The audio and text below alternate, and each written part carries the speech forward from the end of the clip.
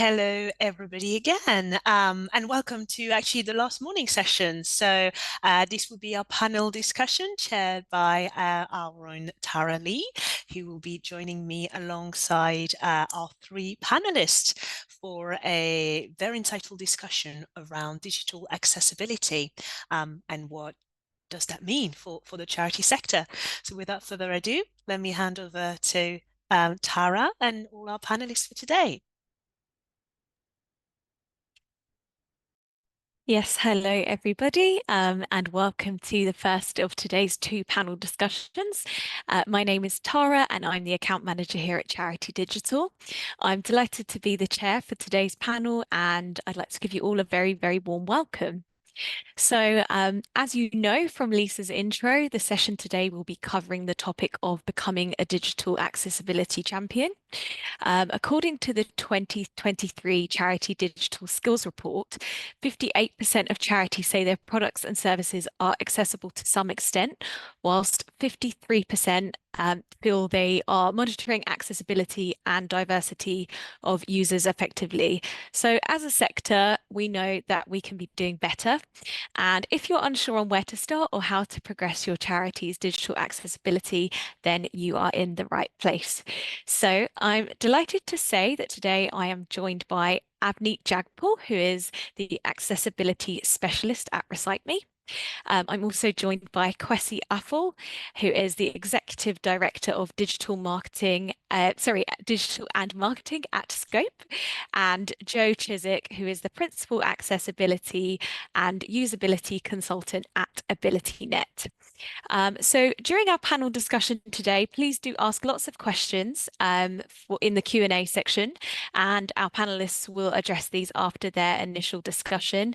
And do feel free to share any other comments, experiences, and tips in the chat section.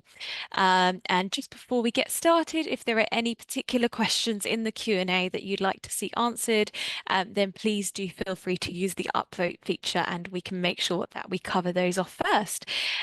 So yeah, we'll go ahead and get started with the panel discussion. The first question that we'll be covering is on what is the impact of digital accessibility. Kwesi, perhaps I could come to you first. Yes, fine. So thank you very much for having me on the panel. So I think really, so what's really good with accessibility, the impact of it, is that it's in the word itself, accessible to all. And that very much to us here at Scope is something extremely important.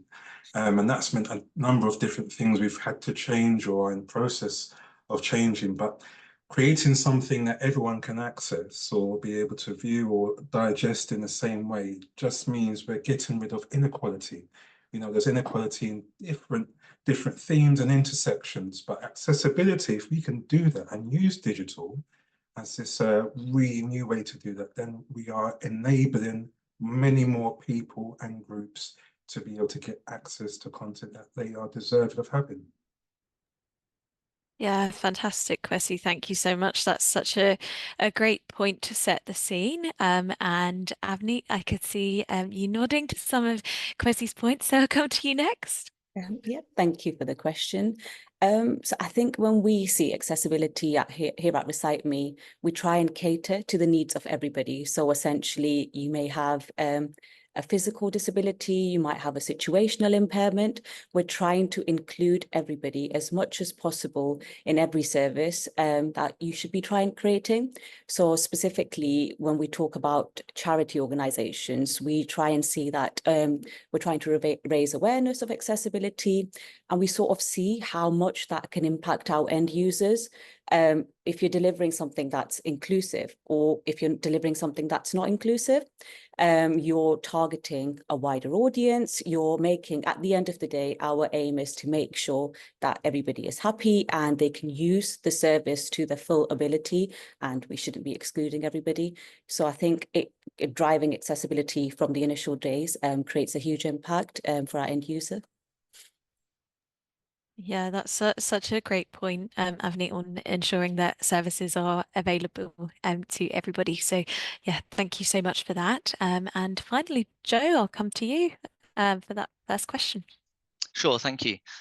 So we work in a lot of different sectors as a charity. We're a non-profit organisation. We support other organisations, and we find that the impact of accessibility doesn't need to be a glamorous objective. It's often day-to-day activities that we find people want access to and need access to for an equitable life. So that could be, checking bus times, checking when your recycling collection is being picked up. That's sort of impact that will allow people to live their day-to-day lives, carry out activities that some people will find they carry out without any difficulties. But for people with a disability, having access to those day-to-day services is so critical. That's where I think a big impact that we see is. Yeah, perfect. Thank you all so much for your perspectives. That's a really, really interesting start point. So we'll dive in a bit deeper with our second question. And that is going to be on how different types of charity professionals can improve digital accessibility. So perhaps Avni, I could come to you first on that one, if that's okay. Yeah, thank you for the question.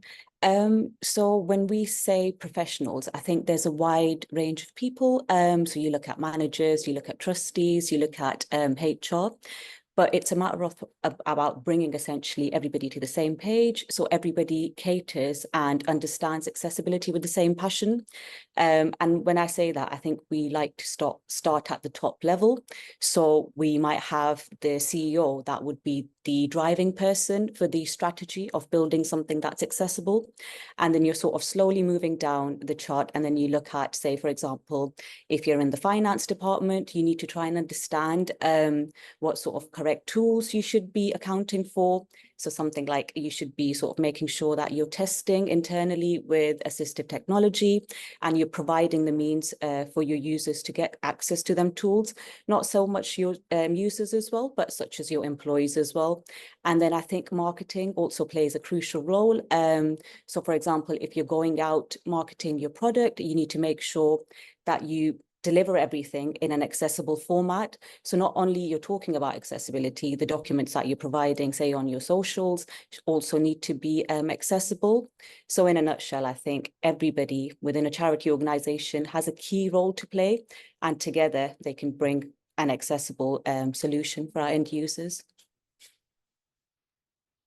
Yeah, brilliant. Thank you so much, Avni. And just to build on what you were saying there, I'd love to ask, within your role, what do you come across in terms of digital inclusion requests within your organization? So I think what we see on essentially on my day-to-day is there's various users requesting services that they want to create accessible services, but they want quick turnaround as well. So they want to make sure that they're tackling the top accessibility issues. So for example, we try and give them that narrative there. So these are the top 10 issues that you can look at, say, for example, color contrast, making sure you have correctly set the alt text. So trying to give everybody a little bit more, I would say, something upfront rather than giving them all the information around accessibility is what we're trying to do here, is that provide easier but quicker solutions in our day-to-day. Sure. Thank you so much. Really, really interesting. Yeah. Joe, perhaps I could come to you next. Of course, thank you. And yeah, I agree completely with Avni that accessibility is the responsibility of everybody in the organisation. Everybody can and should play a role. And that's part of the notion that accessibility is not a step along a project timeline. It is a fundamental change in culture and process to embed accessibility. So part of that would be making sure everybody understands what is meant by accessibility. It's fundamentally removing barriers that exist for people to digital content. Understanding what we mean by disability as well. That might be reframing disability as, using the social model of disability, which represents, accessibility challenges as environmental issues. They're not the responsibility of the disabled person to fix, they're societal problems to fix, removing those barriers in society through changes in culture. So understanding that and making sure people are all on the same page, exactly as Avni says, I think is so crucial to improve the accessibility and output of an organisation. Yeah, that's really, really interesting. Thank you so much, Joe. And yes, so finally for this question, I'll come to you, Kwesi. And yeah, please go ahead. And just to apologise to everyone, I didn't self-describe when I started speaking, just the nervousness of joining. So I'm an Afro-Caribbean male, bald Afro-Caribbean male, with brown skin, and I'm wearing a black shirt. So on this, it's really interesting. Scope's been on a massive journey, really listening powerfully to disabled people and making sure that we are authentic in terms of our charity as well. So what we've done is embedded accessibility as part of our goals of our new 10-year strategy. So we've done that purposely because we have to challenge ourselves, but it also communicates out to all the businesses and organizations we want to work with, how seriously we want to take accessibility. I used to work in NHS for 15 years, and NHS at its core is supposed to be that thing that represents all people, or is here for everyone through the point of use. However, accessibility, was not something which was a high priority at all. So when I came to Scope, it was really interesting because as part of even mandatory training, it was a module that you had to do, was to go through and understand it. And I found that absolutely beneficial and crucial for myself to really think about accessibility much more broadly and have it as part of the way in which I do my day-to-day and when I converse and work with other organisations and disabled people. And I think just as colleagues have said already, it is the culture, isn't it? That's what's the tech is there. Obviously, tech is there in different ways, but how do we collectively come together to change the culture, to change the way in which we do our day-to-day, so that accessibility is then just second nature in terms of how we are creating documentation or how we're presenting, talking to people, so that it is completely accessible to as many as we can.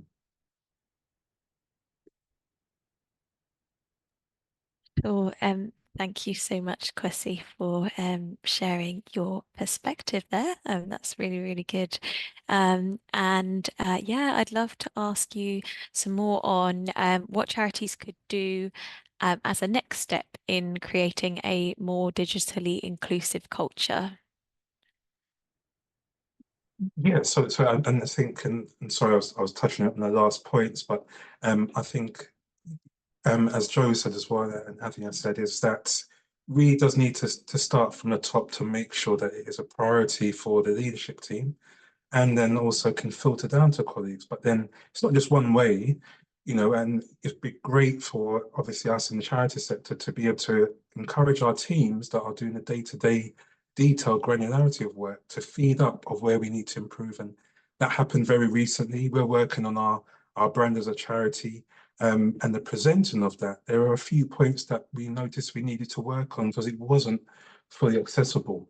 So what's really good is building a culture of not necessarily blaming or what people are not doing, but how do we work together to make sure we can improve as an organization and as individuals to make accessibility, as I said, part of that everyday second nature way in which we do things. Sure. Yeah. Thank you so much, Kwesi. Yeah, what you say is so important. And yeah, we really appreciate you sharing that. So yeah, we can move on to our last sort of question or sort of third discussion point, which is around understanding why is user testing important and how can charities get it right. So perhaps Joe, may I come to you first on that one? Yes, of course. And like Kwesi, I did mean to introduce myself with a description of myself, audio description, and I too forgot. I'll just briefly describe myself. So I'm a white male, got a goatee, a moustache, and slightly scruffy greying hair, thanks to my 2 young children. Neurodivergent with ADHD, diagnosed as an adult. I've got nature-themed tattoos on both arms, and I'm usually dressed in earthy colours. So that's just a visual description of me.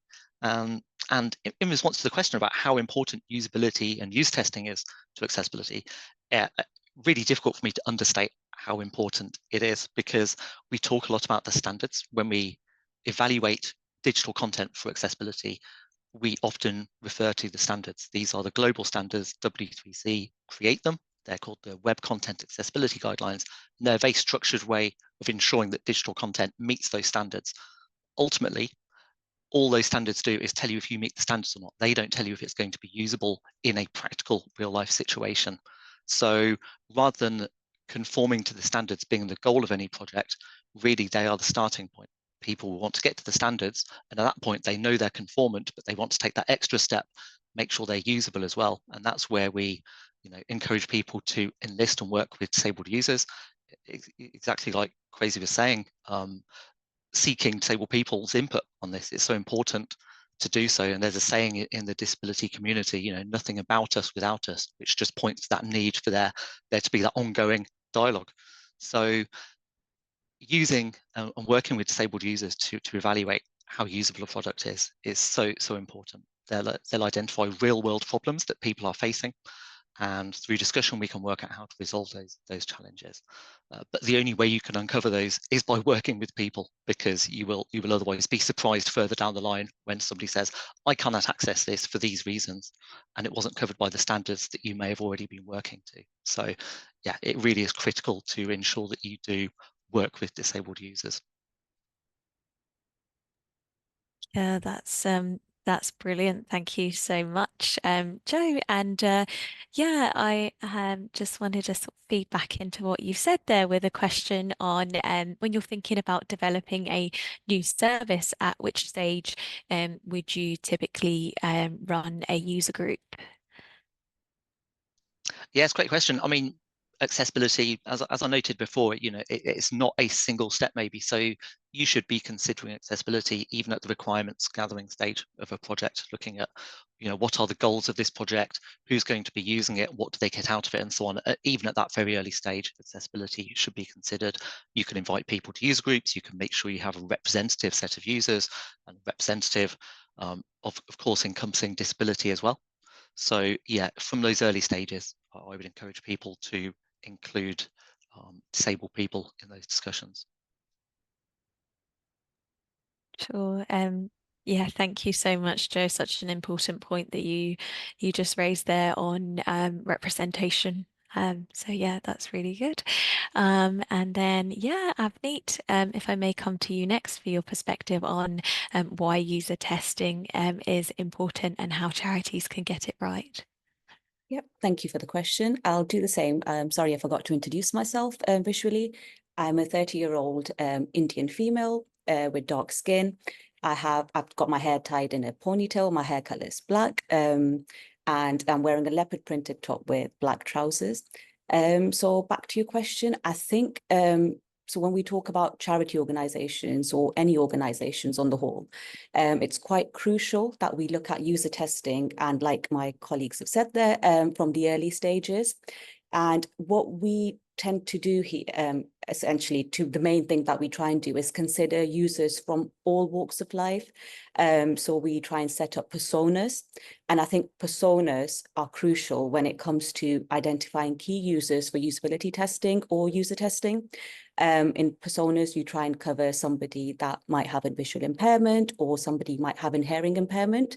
And when we're covering, I think, each definite persona, we're trying to understand what the impact to that end user would be. And when we've covered the impact to the end user, we're obviously creating something that is accessible and inclusive to our end user. And this is a huge win, I would say, for charity organizations, because they're targeting users, again, like I say, from every walk of life. You're raising the awareness, you're reaching out to a wider audience. So whereas before you might be excluding a certain group of people because you haven't accounted for what services they necessarily need, or if the service is even accessible. But when you've targeted a wide range of personas and wider audience, I think we're on the path of victory, essentially, when we talk about accessibility. And to me, I think that's crucial. And that's, for me, that's a big win in terms of looking at inclusion and accessibility. And at the end, we're trying to create something, again, that is in the best benefit for our end users. Sure.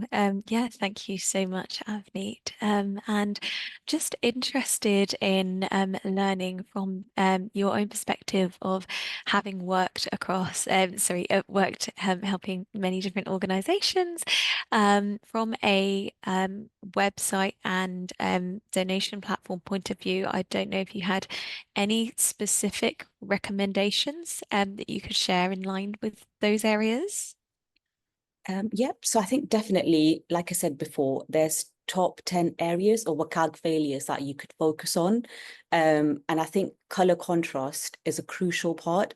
And we often see that we have a lot of users that are wanting to do online donations, but they cannot because they don't, obviously they'll have an issue with the color contrast, an image might be missing an alt text, so they necessarily can't use their assistive technology.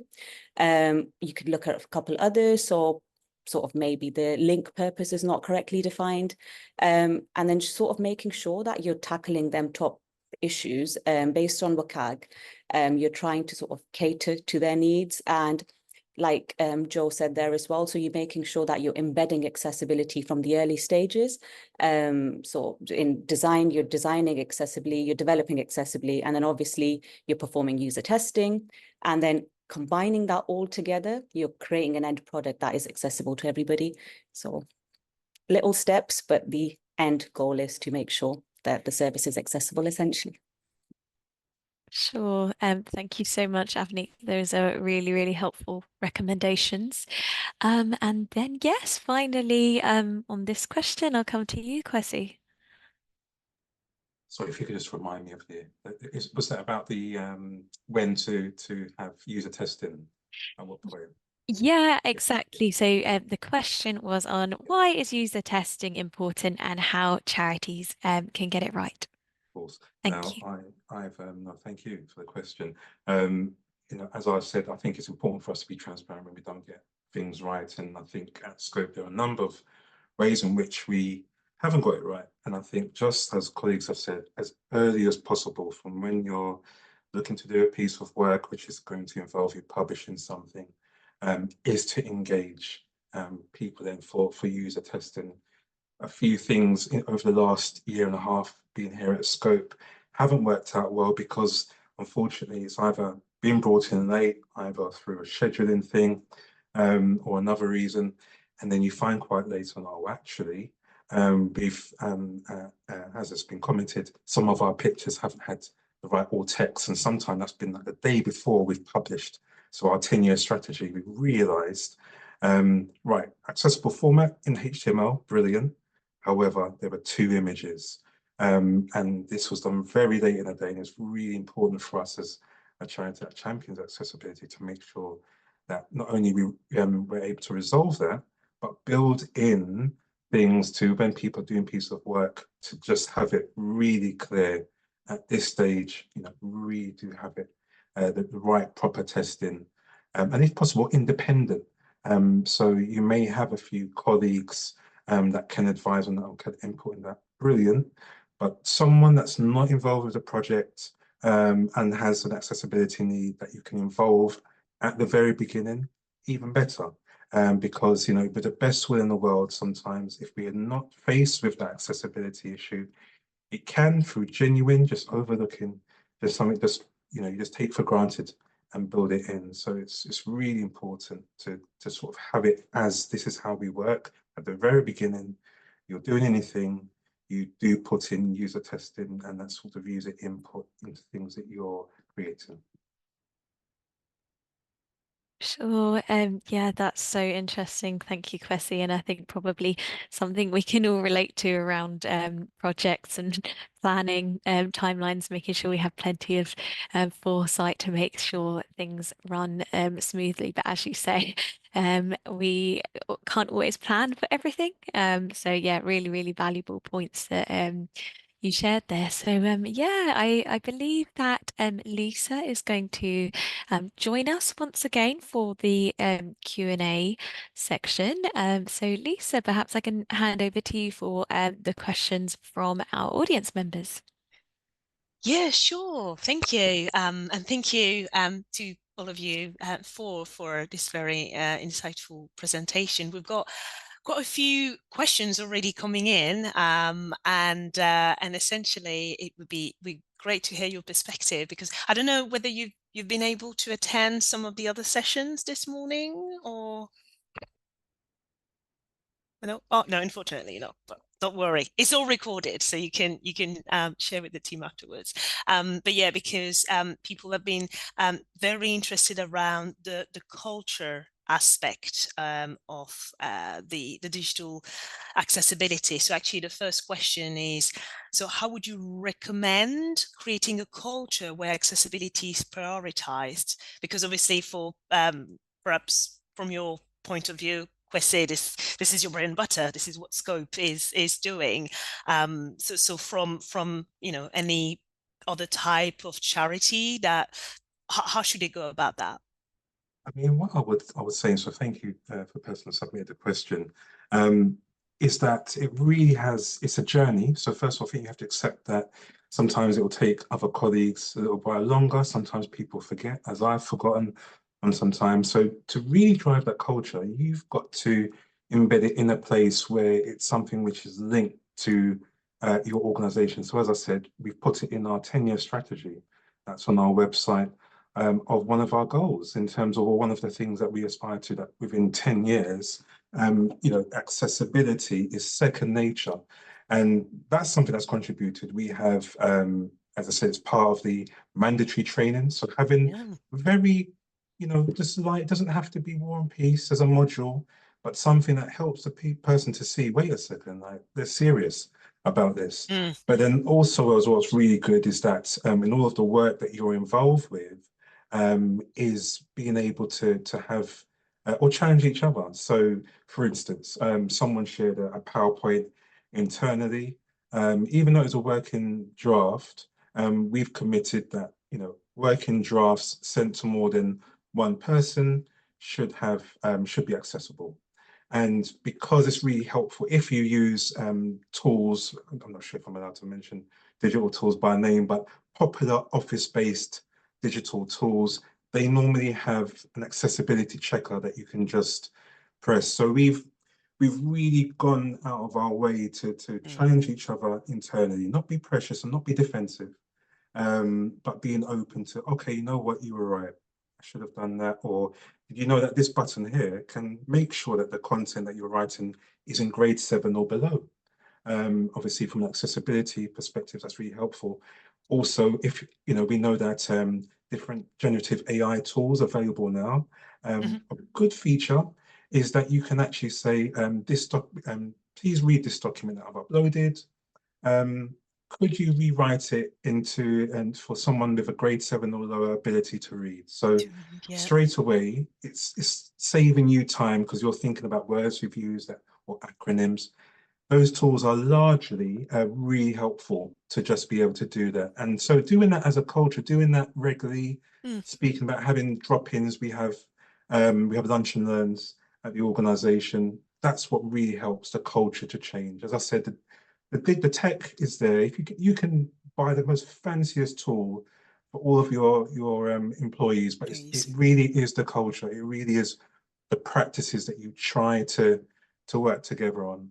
Yeah, absolutely, Kwesi, and that's really interesting when you mention, obviously it has to come, top down, but also bottom up, and everybody has to also just be curious, a little bit curious. And actually, I didn't think, I need to put myself in somebody else's shoes, and I didn't see it that way. For instance, that's great. Thank you. I don't know if Avneet, you wanna go next, because obviously, as we alluded, you've worked with a lot of organizations around that. Yeah, thank you for the question. So I think one thing I'd like to add here is empathy sessions, I would say. They're quite crucial. So when somebody that doesn't have any prior accessibility knowledge, or somebody that does, bringing everybody to the room. So what we've done in the past is set up various stations where you're getting the flavor of accessibility and inclusivity. You might be getting a feel of what an assistive tech tool is essentially, how an end user might be experiencing using JAWS, speech recognition, and you're also seeing where accessibility would fit in your day-to-day. So I think, like we say, putting yourself in somebody else's shoes is a key factor. So you get to feel what they might be feeling in the day-to-day, or how difficult for them it's to do their day-to-day. So setting Empathy Lab essentially in your organization, I think, plays a key factor. And then again, having bi-weekly drop-ins, if you've got any accessibility query, or you just want to have a chit chat, try and understand a bit more around accessibility. And I think lastly, having accessibility champions committee in your organization also helps. Everybody might have a different background to accessibility, like I've said, but you can come together in the same room and try and champion accessibility for your organization. Try and see what are the pain points, where you could fill in the gaps, just so that at the end of the day, you're building an inclusive culture. Yeah, absolutely. Thanks, Avneet. And there's also a fact, obviously, we've been talking about an employee perspective, but also a volunteer's perspective. And if you are able to see who within your volunteer has got the skills and who can become perhaps quickly a champion, then that can also help, I guess, distribute the message, get the message a bit wider about the culture. I don't know if you also seen that, Avneet, employees and also volunteers. Yeah, definitely. So obviously, some people might have a different passion level when it comes to accessibility. But if you have somebody that's got great passion and somebody that just wants to learn or understand a bit more about accessibility, and if the two can work together, we can try and build goals and objectives, essentially build an accessibility strategy which is going to be catering for the organization and build all accessible services as well. So I think the two go hand in hand. Hand in hand. Definitely, obviously, and Joe, do you want to build on that as well from your experience and with AbilityNet and other organisations? Of course, yeah, I'm in agreement with everything my colleagues have said. That there's a need for top-down support as well. So people in positions of authority can perhaps introduce policy, support initiatives through finance as well, make sure there's funds available to provide the sort of training, awareness training and empathy labs. And also give time and space to people who perhaps are wanting to become accessibility champions, become a focal point for efforts and spearhead those efforts, share them with other people, because it's that driving passion, I think, which is so important to tap into and make sure people are able to use that passion. They're not restrained by not having the policy there or not having support of their manager. So yeah, looking from the top down, but also the bottom up as well. So making sure the people with the passion are able to deliver on that as well. Yeah, those are the crucial things I would add to that. Yeah, thank you. Thanks very much to the three of you. And yes, we've got still more questions come in. So yeah, perhaps Tara can ask the next one. Sure. Thank you, Lisa. I'm just checking that I'm on the right next question. I don't want to repeat the last one you asked. So I right to think we can go ahead with what are good steps? What are good first steps to get the ball rolling when working with limited resources in a small charity? Avneet, perhaps I could come to you with your experience of working across lots of different orgs. Thank you for the question. I completely understand, obviously, sometimes we don't have resources or the capacity to try and cater for accessibility. So what I'd like to say there is start small, but define your accessibility objects and a strategy plan, say for the upcoming quarter or even for the first 6 months, and try and see what you're trying to achieve. So I think the first key point for an organization would be to achieve WCAG compliancy to 2.2 AA. And just to clarify, WCAG is the Web Content Accessibility Guidelines that we try to adhere to. And then just make sure that you're starting small. So look at key issues that you can tackle with. So for example, you can run an automated scan. That could be your first step. That'll give you, say, some of the issues that you could tackle, prioritize the issues depending on the impact to the user. And then that takes me nicely into my second point. if you've prioritized your issues, try and develop a small user testing group. So obviously there's a lot of personas to cover, but just say pick the top 3, try and cater to their needs, and then also like swiftly move on to sort of conducting testing with, say, some assisted technology users as well. Once you've done that, try and sort of build more, like I've been saying, empathy sessions, and try and take baby steps. I know accessibility, like we've been saying, is a journey. Don't try and rush the process, because often I've seen when you try and rush, you miss out key issues, and you sort of want to develop things quickly, but you're not looking at the critical issues, I would say. Yeah, so I would just say start small, try and get everybody on the same page when it comes to accessibility, and involve everybody, not just like we've been talking about the roles as well. I think everybody has a critical role to play. Yeah, absolutely. Thank you so much, Avneet. I think that's some really, really sound advice for smaller charities and organizations who, like you say, perhaps may be limited in terms of resources. So some really, really good starting steps there. And yeah, Joe, perhaps I can come to you for your perspective on that. Sure. Just to add that my colleague Jess was originally going to attend this session. Unfortunately, she's come down ill, but she recently spearheaded the development, launching a new webinar called Accessibility on a Shoestring, which covers some of those points. You know, it got us thinking about how charities can make the most of limited resources. And yeah, absolutely, as Avneet says, there's a lot you can do. Start doing some basic testing in-house. You can do that for little or no cost in some cases. You can do keyboard testing, for example. Most people will have a keyboard on their desk. You can do keyboard testing for very little funds and understand the impact of that.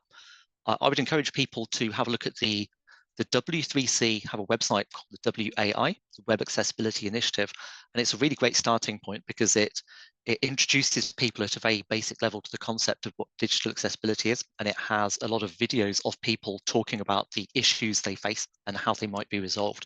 So that might be a useful way for people to upskill themselves in understanding what accessibility is. So in terms of small steps that people can take, do something, I think, is the important thing. There's so much you can do, but just finding one thing and then focusing on that. So do a bit of keyboard testing, watch some videos to understand, you know, raise awareness of what accessibility means, talk to colleagues, see if you've had any feedback in the past from disabled people. That might be, I was not able to use your website because the text was too small, the color was insufficient, buttons were not usable for me as a keyboard user. You may have that feedback already, which is so valuable to look back on because it's particularly relevant to your organization. A lot of what we're talking about is general and will apply in all cases, but when you get feedback from actual users, that's something ready made for you to act upon. You know, upskill yourselves. A user has identified this area of being, our website is being inaccessible, well, focus on the area and then move on to the next one and so on. So yeah, that's what I would say to start off. That's fantastic. Thank you so much, Joe. And I think, yeah, you raised a really great point there on how we might not all be sort of the most proficient experts from the get-go, but doing something is always better than doing nothing. And Joe, apologies if I missed it, but I know at the start you just mentioned a really interesting webinar that was run by your colleague Jess, and I wondered if that's available on demand for people to access. I know we've delivered it once. I'd have to check back. I mean, there probably will be details on our website, so it may be, you know, we typically do record things, but as a charity, you know, we are aware that there will be other organisations in a similar position that have limited funds. So that's why we created a webinar. We do provide support and advice to people at home as well. So we used to, you know, specialise in free and low cost solutions because accessibility for the individual can cost a lot. It used to cost a lot to get accessible solutions, but there are built into Windows. As Kwesi said, there are accessibility checkers in a lot of Office suites. This is free. People can use that for free. Press a button and it will tell you where the problems are in your document and allow you to fix them. So there doesn't always have to be a cost associated. You know, you can tap in some of the free resources that are available as well, just to expand upon that point. Sure, that's yeah, really, really interesting. Yeah, Joe, thank you so much for that. And yeah, Kwesi, I don't know if you had anything at all to add on that in terms of advice for smaller charities. Yeah, no, it was, and especially what Anthony and Joe have said. Don't reinvent the wheel. If you think about the scale of everything and you want to do so much within, your smaller, um, uh, smaller function, smaller charity setting, it may be overwhelming. But reaching out, using resources, webinars like this are excellent, and also reaching out to others where they've got resources, like Joe and Anthony have said, even on the WCAG or the WCAG website, there is a free Foundations of Accessibility course that you can get access to. Don't reinvent the wheel. And even for myself, if anyone wanted to reach out to me, because that's what it should be. As charities should be supporting one another.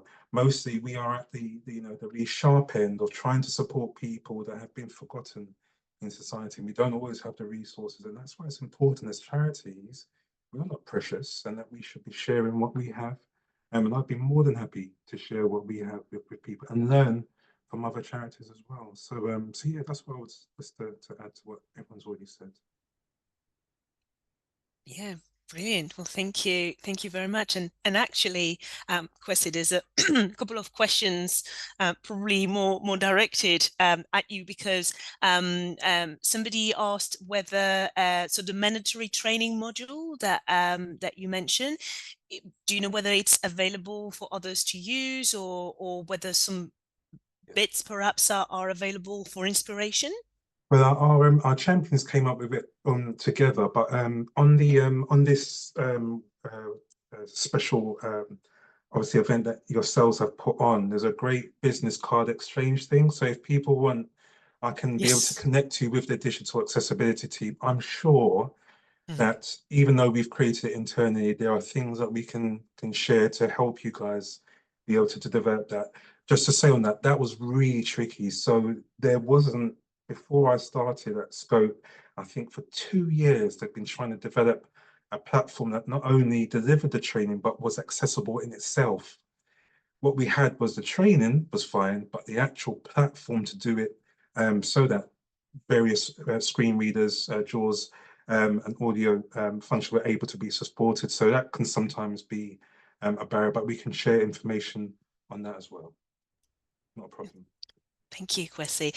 Did you end up building the platform yourselves? So we able to work with an organization that was willing to do the development work, right, largely met by themselves, because and I think just like this session has been so good in doing, is really helping people to understand why accessibility should be the priority of all of us in the world, in the country. So they were able to buy into the vision of why it was important and took that on themselves. Not everyone's like that, but we did find an organisation that were willing to develop something that would be able to meet accessibility needs as well.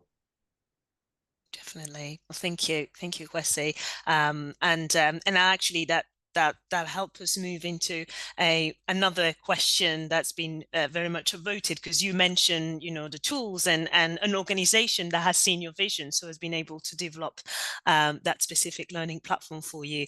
But many people are wondering whether there are any particular plugins that our panel will recommend using to make a website or learning platform more accessible. And perhaps I can go to you, Avneet, first on that. Yeah, thank you for the question. So I think here at Recite Me, obviously, we've got 2 tools that can help you on your accessibility journey. So firstly, we've got the accessibility checker. So what that does is basically it will run a scan of your site. It will tell you whether you're compatible in terms of your compliancy level. So it'll be A, AA, and AAA, and it will give you a breakdown of any of the issues you might have, and it will give you recommendations as well. So if you wanted to sort of have a fix, and it will be in the basic sort of understanding that it will help the user make that fix. And then also the toolbar itself, which I believe also exists on the Charity Digital's website as well. So it's a plugin So what so what the purpose of the toolbar is, essentially we're trying to create something that brings diversity and inclusivity.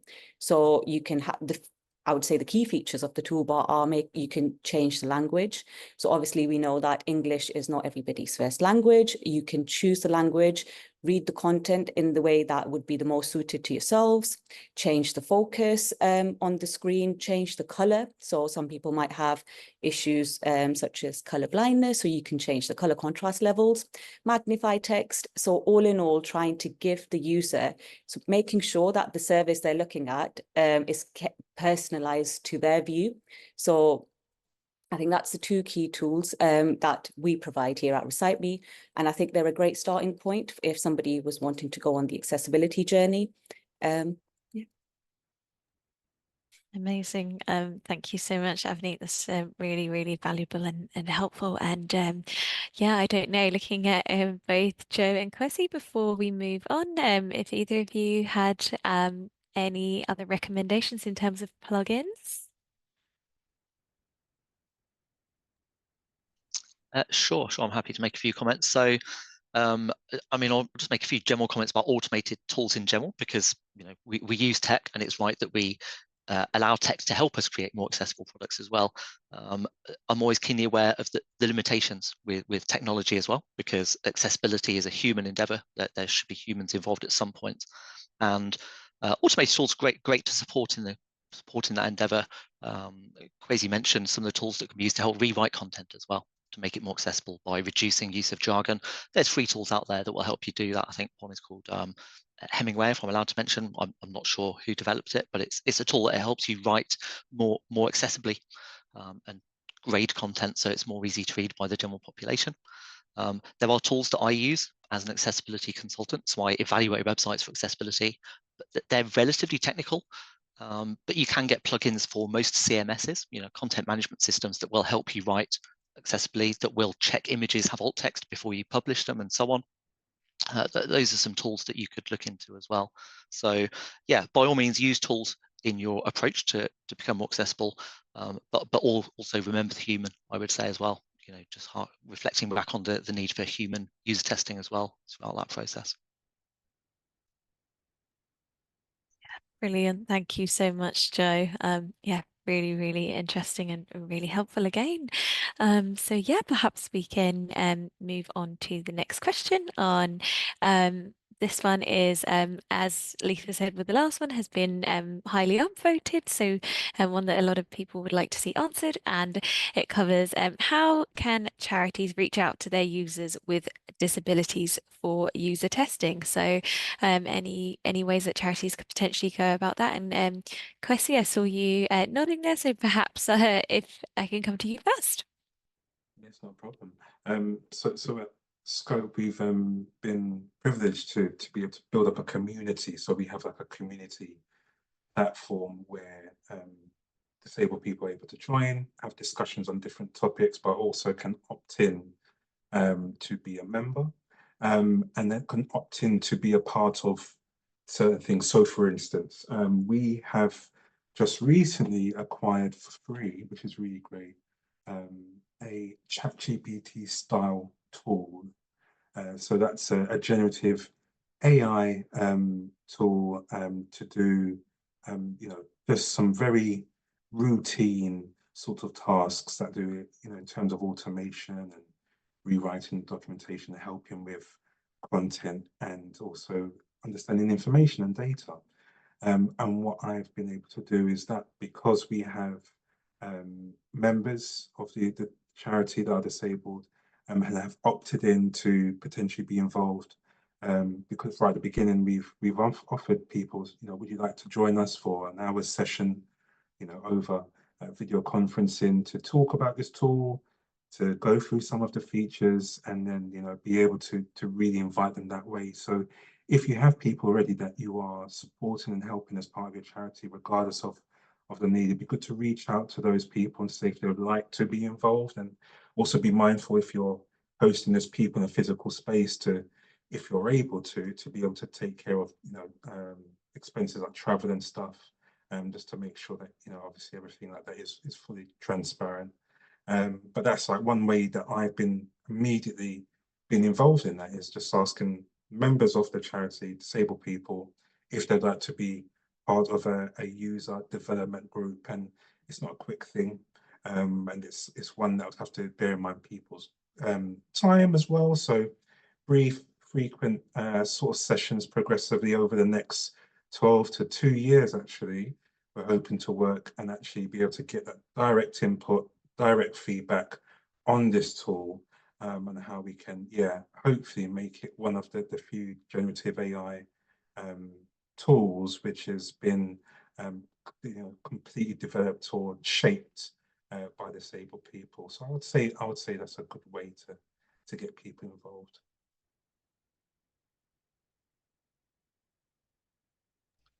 Sorry, look at us. Unable to unmute, but but thank you, Kwesi, for that. And I would actually also be curious to see whether that the user group also includes potential donors, because for many, well, for all our charities, almost the majority of our attendees, another risk of friction on a website is making sure that all the supporters are able to make a donation, and that this in itself is not excluding anyone who would like to support you. So are you also approaching that from a potential donor perspective? I mean, we are, but we're not doing it in a way of trying to put undue pressure on anyone that gets involved in that. So it's not like oh, well, now that you've helped us on this tool, think about support. We're definitely not doing that. But all we do is we talk about, at these sessions, which are completely voluntary, everything that Scope's doing, because transparency is massively important to us. So if, for instance, like this tool, we could have probably just worked on this organization that's doing the technical thing in the background and not been, completely open. But, we were like, no, let's speak to disabled people, because we want this tool to help and, ultimately benefit them in terms of a reliable tool that they could potentially use, or a tool by way in which they could, be able to go into a different employment if they'd like to, or even anything else. But it's never done with that full lens of, you need to be a donor now, or oh yeah. But it's Oh no, what I meant, sorry, it wasn't too clear. What I meant is, have you also looked at the donation journey on the Scope website? And is it also we think is also part of of course. reviewing? Sorry, and Lisa. have you Yes, no, don't worry. of course. No, It don't was worry. so the donation journey before I started, it was speak transparently, can't I? It wasn't great. And because we didn't have that usability testing for that part of the website, because again, the approach to doing it, I don't think anyone at the time was really sure of how we should, but it wasn't helpful at all. And when I actually went through the journey myself, I thought, no, this isn't helpful at all. And sort of as Avni and Joe have said, that's why it's so important to have people involved of disabled, non-disabled, other intersections, really looking at what you're doing so that it is accessible to everyone. But the journey was not great. And we had to hold our hands up and say, this isn't up to standard. It needs to be. And let's put the time in to make it more. And I think even though it's improved as a journey, there's always different things you can do. But having that transparent mechanism to get feedback, not taking offense, and then saying, you know what, we'll get to that. If it requires funding, then we'll be transparent about how, that could obviously be done as well. Yeah, absolutely. Thank you, Kwesi, and yeah, I'm glad you addressed that point, because I think for many people watching this conversation is also at the back of their head. Yes, the key point that we want also our website to do is provide information to our service users, but also, accept and welcome donations. So we also need to ensure that anyone, regardless of their ability or disability, can find that donation process good and inclusive. So thank you. And actually that leads to another question from Emily, who is and we like the fact that you insisted a lot about trust and around transparency, because that question is, how can we work towards better accessibility without seeming tokenistic, which has a lot to do with being, like you said, holding your hand up and being open. So before coming back to you, Kwesi, I don't know whether Joe or Avneet would like to also, have provide some pointers around the tokenistic risk that's perceived. Perhaps I'll go to you first, Avneet. Yeah, so I think the key thing here for me is to be open as possible. And another thing I think I would sort of say is, or what we could do is, so obviously when you're on the journey, say you're donating to a particular charity, it's always good to have a feedback form or some sort of feedback survey. And I think that's crucial for a lot of people. Sometimes they want to stay anonymous, where you could provide your feedback and have that open room if you want to see something changed, or essentially sort of giving them that sort of document there that they could go ahead and sort of talk about their thoughts openly. Yeah, so that's what I would just like to add. Thank you. And how about you, Joe? Perhaps having seen that question asked before? Yeah, actually, it's a new sort of question for me. It's an interesting one. So I'll expand a bit on one of Avneet's comments first. I think about the providing users with a mechanism to feedback, which is so important. And one of the things that we advise people to do, in some cases, depending on the sector you work in, it's mandatory. A legal requirement, but in other cases, it's not, to provide an accessibility statement on your website. This is a public-facing document that outlines your position as an organisation and says, over time, our goal is to achieve this level of compliance, or another similar metric that you can evaluate. But that's the part where you just make a statement. But the important thing is to back that up as well. So have a policy in place that supports that. Have realistic timeframes. Make sure that on that page as well, you say, this is what we're doing. If you have any difficulties accessibility related to our website, feed them back to us. And then not only do you have that mechanism for people feeding back, but you have something in place that says, when we get some feedback, what are our timelines for actioning that? Somebody identifies a problem on our website, they can't access it to make a donation, we will aim to respond to them in 3 days, update them, get a fix rolled out in 4 or 5 weeks, whatever, as long as they have a realistic deadline. Then you're showing people you're not just making that statement, you're making a commitment, and you're following through on it as well. So make a statement and a commitment, but make sure you can follow up on it as well, and make sure it's realistic. Yeah, absolutely. Because again, we, from as part of the sector, we're being trusted.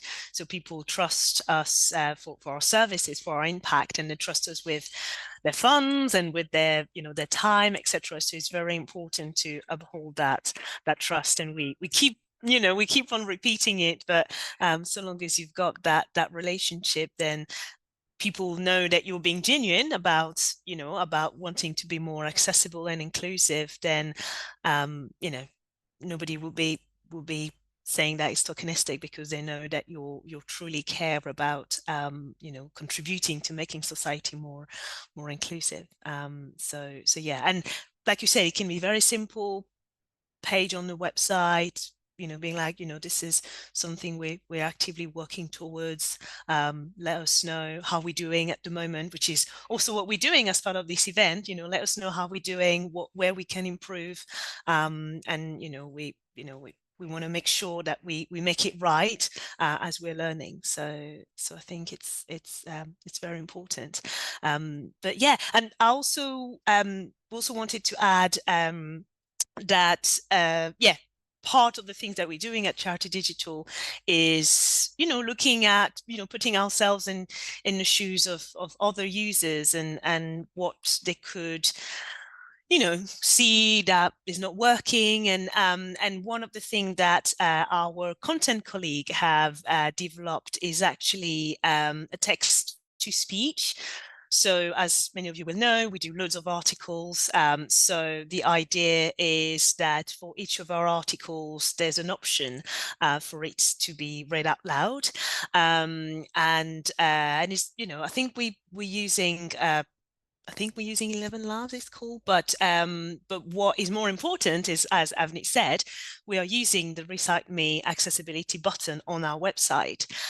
So it has loads of different features, which means that, you know, people with different level of, disabilities or abilities can access it and you know, read our content, watch our videos and other things you know, easily. So yeah, we'll have I see that the team has posted a couple of guides as well on how to, you know, avoid bias, and conscientious style guide. So we'll definitely put that in the chat for all of you attending. But yeah, we're coming on time now, 12:45. Well, time's fly when you're having such an insightful conversation. So yeah, thank you very much, Tara, Avneet, Kwesi, and Joe, for your time. Thank